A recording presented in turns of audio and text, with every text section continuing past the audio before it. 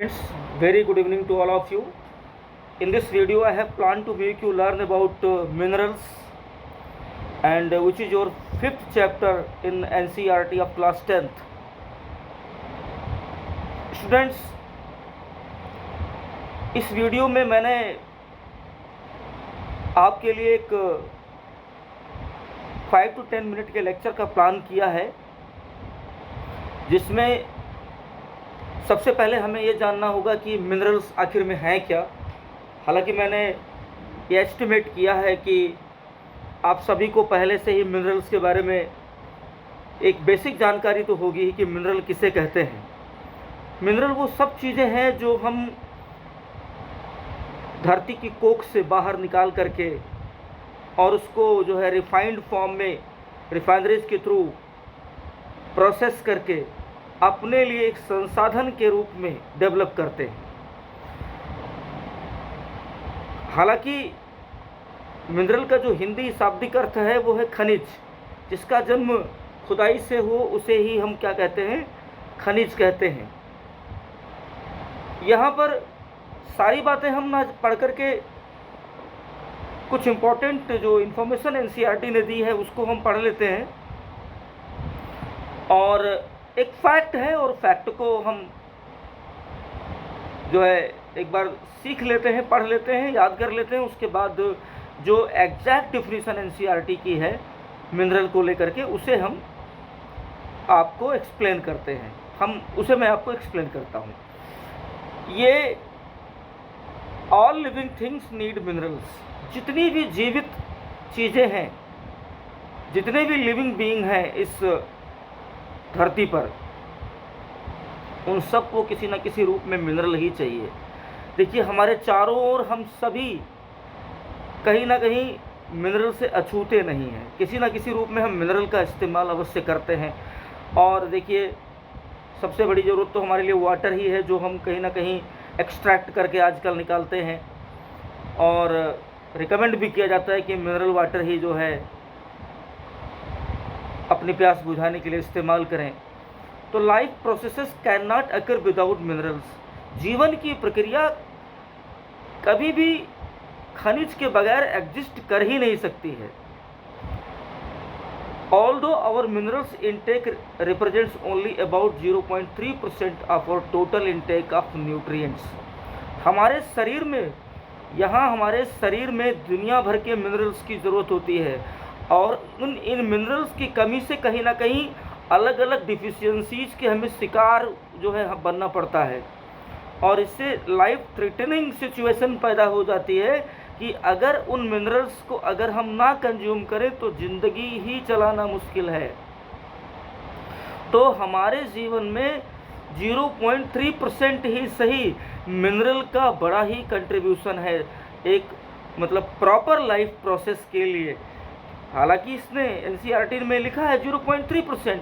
जितने भी न्यूट्रिएंट्स हैं उनमें 0.3% का ही कंट्रीब्यूशन है, लेकिन यही 0.3% हमारी ज़िंदगी के लिए बहुत आवश्यक है।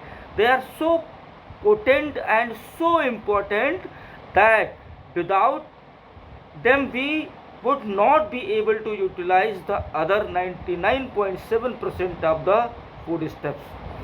उनके बगैर बाकियों को हम इस्तेमाल करने के लिए जीवित नहीं रहेंगे। तो ये इम्पोर्टेंस हो गई। अब हम आगे बढ़ते हैं और मिनरल को यहाँ पर एनसीईआरटी ने, हालांकि मैंने आपको पहले ही बता दिया कि what is exactly the mineral, जिसकी प्राप्ति हम खुदाई करके करें और उसके बाद अशुद्ध रूप में उसे रिफाइनरीज में ले जा करके उसे अपने प्रयोग लायक बनाए, अपने उपयोग लायक बनाए, तभी हम जा करके जो है उसकी यूटिलिटी को प्राप्त कर पाएंगे। तो what is mineral? Geologist define mineral as a homogeneous naturally occurring substance with a definable internal structure. ये कह रहे हैं कि धरती के कोख से, धरती के गर्भ से हम जब किसी चीज़ को प्राप्त करते हैं तो वो अलग अलग प्रकार की या किसी एक प्रकार की कोई प्राकृतिक वस्तु होती है, और जिसका एक सर्टेन डिफाइनेबल स्ट्रक्चर होता है कि जिसको हम कुछ नाम दे सकें, उसका एक सर्टेन स्ट्रक्चर होता है। Minerals are found in varied forms in nature. Mineral जो है प्रकृति में तमाम तरह के फॉर्म्स में पाए जाते हैं, मिनरल्स प्रकृति में तमाम तरह के फॉर्म्स में पाए जाते हैं। यहाँ पर varied forms of minerals are found in varied forms in nature. Minerals from the hardest diamond to the softest.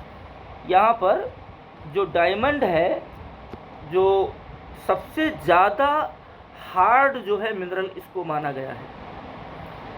अब वो प्रोसेसेस इंटरनल कुछ प्रेशर और टेम्परेचर की वजह से उसका रूप, उसका स्वरूप कुछ ऐसा हो गया है कि जिससे वो सबसे हार्डेस्ट जो है सब्सटेंस बन गया डायमंड। हालांकि डायमंड एक स्टोन है, ये पहले आप जान लिए कि डायमंड एक स्टोन है और सबसे हार्डेस्ट स्टोन है और सबसे हार्डेस्ट मिनरल भी है। और बाकी तमाम तरह के पत्थर हैं और ज़्यादातर टॉकम पाउडर्स में जो है इस्तेमाल होने वाले जो है सॉफ्ट स्टोन्स भी हैं। और why are they so varied. अब यहाँ क्वेश्चन होता है कि वो इतने अलग अलग क्यों हैं, इतने वेरी मतलब डिफरेंट टाइप्स ऑफ मिनरल्स क्यों हैं।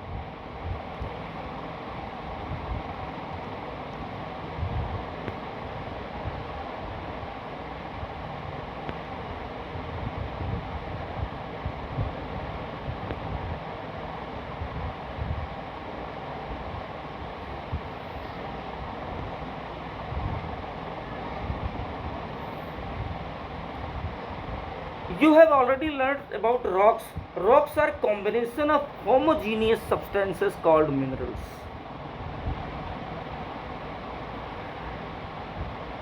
Homogeneous substances की रॉक्स क्या होती हैं? कॉम्बिनेशंस होती हैं। सबसे पहले बेसिक समझे आप, व्हाट आर रॉक्स। तो सबसे पहले आप समझेंगे अपने लिथोस्फीयर के बारे में, जो कि क्रस्ट का मतलब पार्ट है। तो ये जो हमारा लिथोस्फीयर है, ये मल्टीपल रॉक्स से बना हुआ है। और रॉक्स किससे बनी होती हैं? रॉक्स मल्टीपल मिनरल्स से बनी होती हैं। फिर से समझिए, ये जो हमारा लिथोस्फीयर है, ये मल्टीपल रॉक्स से बना हुआ है। और मल्टीपल रॉक्स किससे बनी होती हैं? मल्टीपल मिनरल्स से बनी होती हैं। तो कुछ रॉक्स में लाइमस्टोन होता है, consist of single mineral only, but majority of rocks consist of several minerals in varying proportion. अलग अलग अनुपात में किसी किसी रॉक में तमाम तरह के मिनरल होते हैं। Although over 2000 minerals have been identified. 2000 minerals अब तक आइडेंटिफाई हो चुकी हैं। Only a few are abundantly found in most of the rocks. और कुछ जो है जैसे मतलब प्रचुर मात्रा में पाई जाती हैं ज़्यादातर रॉक्स में, प्रचुर मात्रा में कुछ पाई जाती है। लेकिन अब ये ऐसे देखिए, यूरेनियम और थोरियम अबंडेंट मात्रा में नहीं पाई जाती हैं। इसके अलावा जो है, हाँ, किसी एक पर्टिकुलर लोकेशन पे पाई जाती होंगी, लेकिन इंटायर द वर्ल्ड अबंडेंट मात्रा में पाई जाने वाली मिनरल्स ये नहीं है। और इसके अलावा जो है ऑयल किसी किसी कंट्री में बहुत ज़्यादा पाया जाता है। तो आज की सिनेरियो में तो देखें कि बहुत कुछ एबंडेंट नहीं है, नेवर एंडिंग नहीं है। अगर हमने जुडिशियली और जुडिशियस वे में अगर इनको और सस्टेनेबल वे में अगर इनको हमने मतलब इस्तेमाल नहीं किया, तो एक दिन आएगा कि ये इनका एंड हो जाएगा, ये नेवर एंडिंग नहीं होंगे। और इस तरह जो है ना ही इनका कोई रिसाइकलिंग प्रोसेस खासकर है। और मतलब ऐसे नहीं हम इनको रिन्यूएबल रिसोर्स नहीं कह सकते हैं, नेवर एंडिंग रिसोर्स नहीं कह सकते हैं। तो हम एबंडेंटली वर्ड कहें, ये मुझे लगता है पर्सनली, जो मुझे लगता है ये उतना ज़्यादा जो है कंटेक्चुअल, उतना ज़्यादा प्रासंगिक नहीं होगा। और यहाँ पर particular minerals that will be formed from a certain combination of elements depends upon the physical and chemical conditions।